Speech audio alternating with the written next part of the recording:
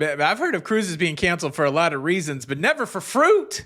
Fruit. Yeah, also the busiest cruise port in the world is getting busier, and I love it when people get what they deserve. Hecklers kicked out of a cruise show. All that and more on today's episode of The Cruise Show. All aboard! Your ship is leaving. Talking about everything going on and cruising. It's the Lido Loca time. It's the cruise show. It's the cruise show. Hey, what's up, everybody? Welcome to Lido Loca. Welcome to The Cruise Show. I am your host, Tony, here to talk you through everything going on in cruising. And the show starts now. Hit that subscribe button, hit the like button, and let's go. Let's talk about the craziest cruise delay I have ever heard of. The 5,200 passenger P&O Iona was set to leave Southampton in the UK yesterday for a 14-night long cruise to Spain, Portugal, and the Canary Islands. And well, they weren't able to leave port because 18 containers of bananas, cargo containers of bananas, fell into the water, closing down the harbor. Tally man, come and tally banana. Daylight come and my cruise won't go.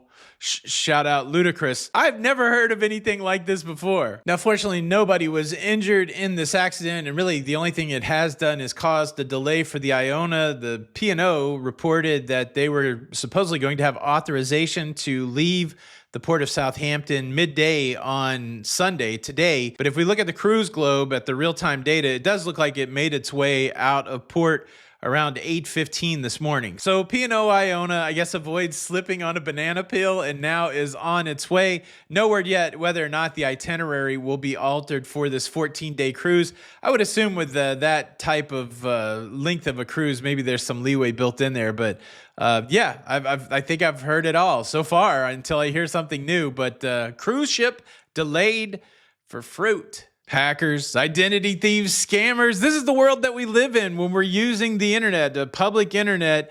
We run the risk of negative real-life consequences because other people with prying eyes, can see our data. That's why I'm thankful for the sponsor of today's episode, Private Internet Access VPN. PIA VPN is an application that you run on your internet-connected devices that uses encryption technology to keep your private internet data hidden from those prying eyes. There's several reasons why I like PIA VPN. First and foremost, one low price covers all your devices. The second one is a big one, is they have a no logs policy. So not only are they keeping your data away from prying eyes, they're not keeping any of your data either, which is super important. And then they also help with geofencing. Sometimes when you go to a foreign country, you need to access services here in the US, financial services, streaming services. And because you're in a foreign country, sometimes they'll deny that access. The nice thing with PIA VPN is you can connect to a server in the United States and stay connected to all of your essential services. Protecting your internet data is so important, and you can try PIA VPN for yourself at a discounted rate. Click the link that's in the description. You can save 83% off of your PIA VPN subscription. It only comes out to about $2.03 a month, and you get 4 months absolutely free. Thank you, PIA, for sponsoring today's episode. All right, now let's talk about some more cruise ship delays. Tampa Bay was fogged in again yesterday, causing 3 Royal Caribbean cruise ships to be delayed for several hours. Rhapsody of the Seas, Enchantment of the Seas, Grandeur of the Seas, all delayed for at least 8 hours. They were supposed to be back into port early yesterday morning on Saturday. They had to wait until the fog burned off, till the port opened back up. Passengers were notified that were embarking yesterday on those 3 cruise ships that their embarkation would be delayed by up to 8 hours. And then certainly people that were on those cruise ships have the whole, challenge of making different travel arrangements if they flew into Tampa, that kind of thing. No word yet as to whether or not the itineraries of these cruise ships will be impacted.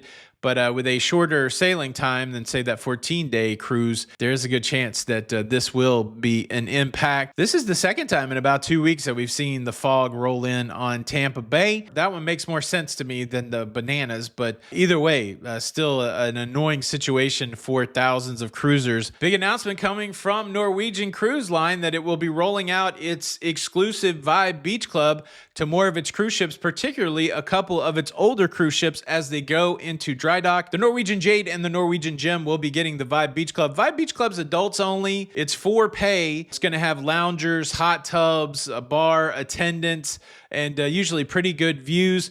But this is a kind of an area away from the main buzz of the main pool deck. And excitingly, for lovers of the Starbucks brand, the Norwegian Jade is going to get a Starbucks during the upgrade. Now, an update from the CDC. CDC is reporting that there is a gastrointestinal outbreak on the Aidadiva.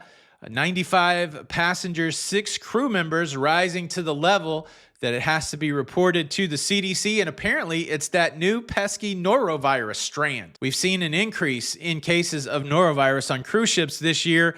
21 reported cases or outbreaks of gastrointestinal illness to the CDC. 15 to 18 of them are norovirus, and several of those are the new norovirus strand. Cruise ship norovirus still only represents about 1% of norovirus everywhere, so it's not that crazy, but it does get a lot of attention. The wild thing about this Aidadiva cruise is they just started some crazy 133-day cruise. So this started in Hamburg, Germany back on November the 10th, so they're less than a month into this 133-day cruise.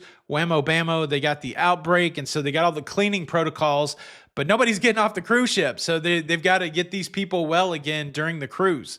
Which that's a wild scenario. A lot of times with these outbreaks, they're short cruises. People just get off and go out into the world. Not on this one. So they've got the enhanced protocols going on, and they're trying to knock this norovirus right off of that cruise ship. I always say it when we talk about these stories. Make sure you wash your hands. That's one of the good wash it with soap. That's one of the best protections against the norovirus. And look, for some reason, saying norovirus that many times has made me think about Chuck Norris. Do you guys know any good Chuck Norris jokes? One of my favorite Chuck Norris jokes of all times is Chuck Norris. It's what Willis was talking about. There's a nice Gen X reference. Leave a Chuck Norris joke. If you go Google one if you want. Play along. Put something in the comments. How about that? Now let's talk about a busy cruise port, the world's busiest cruise port, getting even busier. And whose fault is it? Well, it's MSC. MSC is deploying the Grandiosa to Port Canaveral. It's going to be home porting from the busiest cruise port in the world, Port Canaveral, for the winter. The Grandiosa will be doing 3 to 8 night Caribbean itineraries, joining its sister ship, the MSC Seashore, right there in Central Florida. If you're going to Port Canaveral, plan accordingly. Now, let's talk about rude cruisers getting punished. This is video footage I found on TikTok, and from what I can tell, is this occurred last month on the Carnival Horizon during the Love and Marriage show. Of course, all these things kind of pick up midway through the incident. And what we can see here is a pile of security talking to at least 2 people in the front row of the Love and Marriage show. Now, I dug into the comments, and the context that was added by the comments, I don't know if it's accurate or not, saying that apparently these folks were heckling during the Love and Marriage show. One person may be disgruntled that they never asked for people married a certain amount of time. They always ask for the least amount of time, the most amount of time, somewhere in between. And apparently this person just kept going on and on about, they never pick our age or whatever. Eventually they stop the show, and security piles in, and you see 2 people being talked to, 2 people leaving, and the crowd responding like this. Man, there's nothing better than a rousing crowd-led na na na na na na na hey hey. Look, I'm gonna say goodbye. That's everything going on in cruising. Thanks PIA for sponsoring today's episode. It's Tony for Lido Loca. Till the next time, we'll see you on the Lido. Bye.